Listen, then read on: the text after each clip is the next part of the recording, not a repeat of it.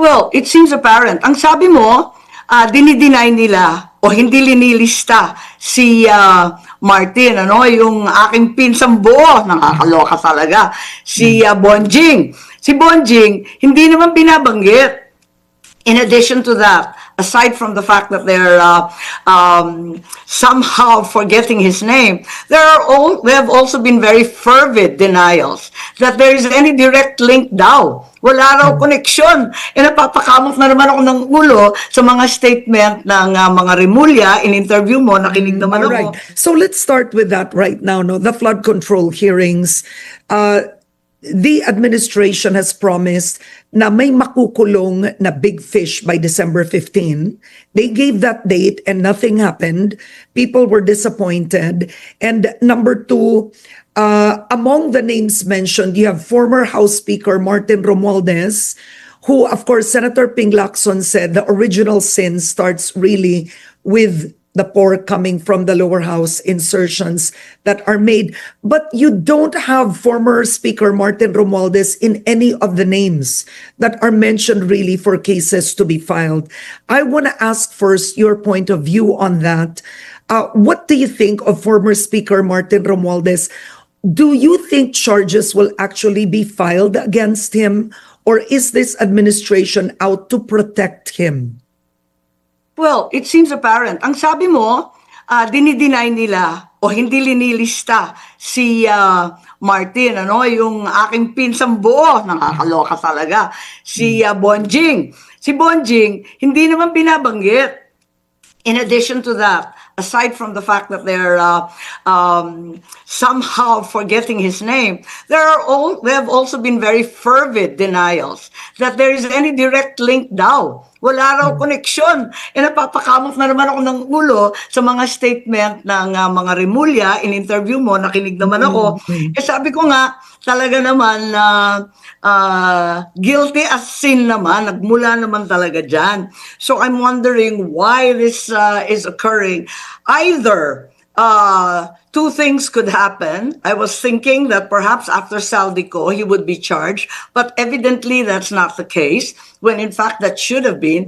And thereafter, ija-jogging na lang yung kaso. Alam na natin yan, di ba? Ipopostpone, mamaya, dismissed on technical grounds, may kakulangan, blah, blah, blah. Alam na natin. Pero in this case, in your face, talagang dinideny, pinagtatanggol, pinagtatakpan. Hindi ko talaga maintindihan na. So, frankly, you are not hopeful or optimistic because the DPWH did announce, I remember by November last year, they did announce that they are recommending charges to be filed against the former speaker. I remember, I think the president himself announced that the DPWH was recommending it. But given it is now January 2026, are you optimistic, Senator Marcos, of any kind? No, to tell you the truth, nung August pa, nananagilid na kami. Paano nag-umpisa si Chairman Marcoleta, mga backup kami doon sa Blue Ribbon, and we started investigating this flood control mess. And then we brought up the subjects of the unprogrammed, the 800 billion, pinakamalaking kitty ng DBM, the DPWH, and of course, all the insertions that magically appeared during the BICAM or the small BICAM. In 2025. You will recall I never signed the 2025 budget either. And as a matter of fact, made a privileged speech in December 6th of 2024, urging E.S. Bersamin at that time and Secretary Amina, huwag papirmahin ang kapatid ko dyan, dadali tayo dyan. So you did that? You advised that? You told Secretary Mina Pangandaman noon?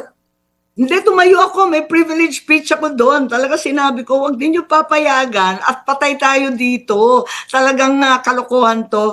At yung mga infrastructure projects, humingi ako ng listahan. I was asking for a list and all they told me, no, there's trillions there, but it's various infrastructure projects. Nagkakamot ako ng ulo. Anong various infrastructure projects? VIP? Anong pangalan ni VIP? Bakit walang listahan? Billion. Yeah. How is this possible? possible. So I was really, really perplexed about that. And thereafter, they urged us, pirmahan na ninyo yung BICAM report. Sabi ko, asan yung BICAM report? Ang kulit-kulit ko, tanong ako ng tanong. Basta pirmahan ninyo. Hindi naman ako pwedeng pumirma, hindi ko pa nakikita. Yun, yung mga blankety blank. May 67 yata na blank amounts. I'm like, alam mo, Ilocana ako, hindi ako pipirma ng mga blank check, kaka-nervyos. And that's what happened. I never signed it. I knew it was going to be trouble from day one. And I knew that this flood control mess was going to go nowhere when Chairman Marcoleta was removed from the Blue Ribbon Committee, because thereafter, talagang hinihinto na kami kapag umaabot na kay Bonjing, Tambaloslos, pag umaabot na kay Sandro, pag umaabot na sa palasyo. Biglang talagang may iskerda na sila. Talagang, okay, your time is up, your time is up. Wala yan sa topic. Hindi naman ang program pinag-uusapan kay Secretary Amina. Puros ganon. So, alam na namin, wala na talagang patutunguhan to. Pakitang tao na lamang. But then one would think that Senator Ping Lacson would he would be more objective, he would be more fearless, he would not protect any particular public official in any way. So are you saying that the leadership of Senate President Tito Soto and Senator Ping Lacson under the Blue Ribbon Committee, they were not completely objective and fearless with the investigations? Well, sabihin na natin na hindi ako bumoto, no? Hindi ako bumoto sa kanila eh. So I'm the wrong person to ask because I already put my vote in, and I'm part of the minority now, ano? Kasama namin si Alan, si Cheese, sina Joel, Robin, Bongo. Kami yung katropa. Alright. Yan ang problema. Tapos iniisa-isa naman kami na kinakasuhan. Yan ang problema namin. Okay, So, I want to move to this. problem. And as to Senator Ping, medyo idol yan eh. Kaya nalulungkot ako, ba't nagkakaganito? All right, let's move a bit to the Senate leadership. There were talks before the end of the year, Senator Marcos, that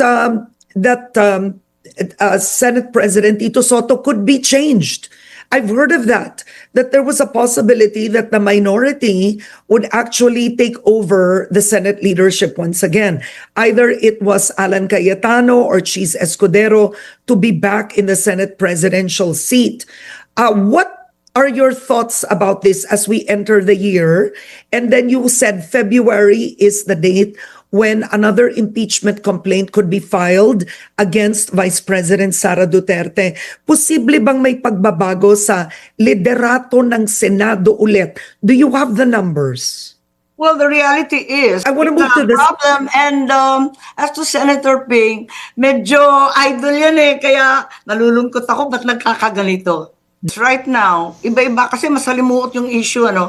Right now, we have the largest minority in recent history. Siyam kami. 9. That's a very large minority. It's never happened before. The minorities have always been so meager and so small.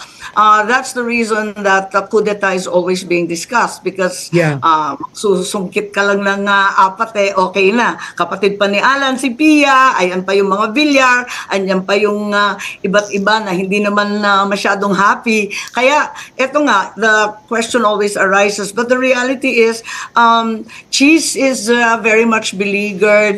Alan has his sister in the majority, so maybe there is some level of hesitation. The others are really dealing with the cases being filed against them. Ano? Si Bato cannot...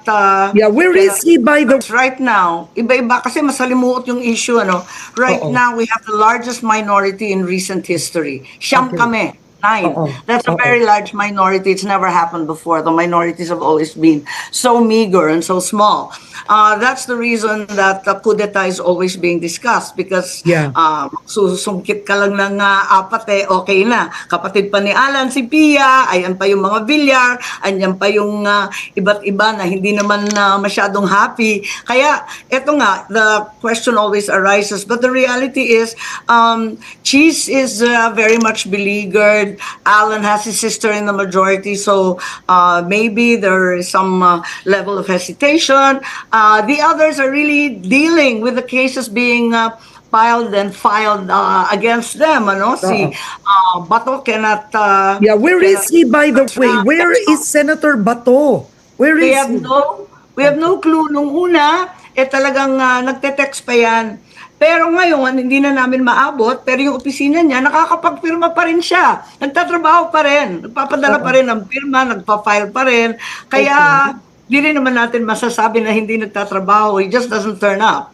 Okay, all right. Now, I know you have a meeting. Another Oh, go ahead. mysterious issue, because they keep saying the warrant is there. Why don't they bring it out? What are they waiting for if it's there? If it's not there, why are you terrorizing the guy and persecuting all the DDS? I don't understand. Ilabas na ninyo, iserve na ninyo kung talagang nariyan, at yung abogado niya ang sasagot. Marahil handa na yan. Okay, now I know you're rushing off to a meeting. If you can indulge me with just two very quick questions. Senator Marcos, I know you have a My meeting. great at meeting 8:40. is a wedding meeting. My Okay. bunso is getting married. All right, okay. But number one, you are the chairperson of the Foreign Affairs Committee. So I want to take your statement, frankly, on what the United States, just moving off a bit, what the United States has done to Venezuela. First of all, right now, what is your stand on this? The Philippines, Well, basically, ang dapat natin isipin, anong ibig sabihin dito para sa Pilipinas, no? We've been invoking time and again the rules-based international order in our claims in the South China Sea, in the West Philippine Sea. We've been saying that international law must be paramount. Paulit-ulit Yeah. tayo. We invoke the 2016 Arbitral Tribunal decision. And we are always saying that this is the case. But very clearly, and siguro sagad na yung tao sa UN Charter, yung Article 2, Section 4, paulit-ulit yung Act of Force, ano? Talagang bawal to. Wala namang UN Security Council resolution. There's no law or declaration of war from the US Congress even. And there's certainly no act of self-defense kasi ang inaatake yung Venezuela. Ngayon, ang problema dito, our principal defense ally is the US. So our question will be, para sa Pilipinas, is this a warning that they can do this to us? Not only the US, but any major power, any big power can do whatever they like to small or weak powers. This is the issue. We're very aware that the United States has done this before in 1983 sa Grenada. Meron tayong 1989 sa Panama. Sunod-sunod na yan, di ba? Yung NATO, tinalikuran, binawarningan, pati South Korea.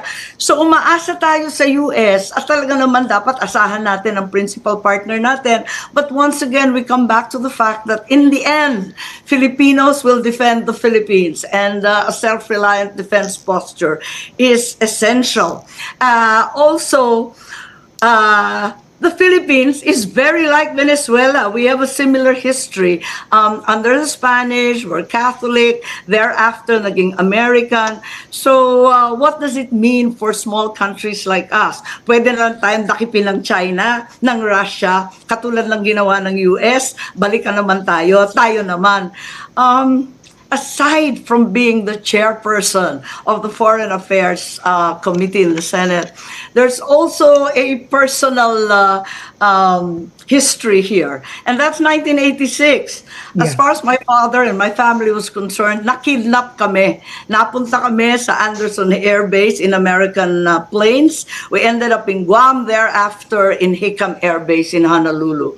As far as my father was concerned, it was an outright kidnap. and you saw similarities. In a way, Maduro was actually, I won't just say the word kidnapped, but they used the word he was seized. He was arrested, and now he's in New York. That's correct. That's correct. So, di ko sinasabi na eksaktong pareho, pero alam natin na nangyari na yan. Binaril si Salvador Allende, namatay siya dun sa lugar niya. Pagkatapos noon, we also are aware that Noriega was brought to the US and jailed. So, these things have happened, and it should be fair warning to all that as much as we like to invoke a rules-based international order, might makes right. And perhaps international law at the end of the day for the rich, the powerful, and the mighty are mere suggestions. And there will be obeyed only when they're consistent with national self-interest, discarded when they're inconvenient, and block whatever the self-interest is, whether it's whether it's Afghanistan, whether it's AT&T, as in some cases, and certainly whether it's the oil industry in very oil-rich Venezuela, whose known reserves exceed the total of the U.S. and the Saudi combined. Okay, I think my last question for you before you go is, come 2028, is Senator Amy Marcos going to run for higher office? Because clearly at that last rally, you made news by, criticizing your brother, talking about his past. We don't have to get back into it. But people are asking, why is Senator Amy doing this? What is she planning to run in 2028? Anong plano po ninyo, ma'am? Well, wala sa akin 2028 eh. I survived 2025. Malaking bagay na yun. Talagang I was never so happy to land at the bottom of the list. Basta, pasok ako. So, tuwan-tuwa na ako noon. At given the surveys, I think it's absurd to think that anyone will vote for a Marcos in the near future.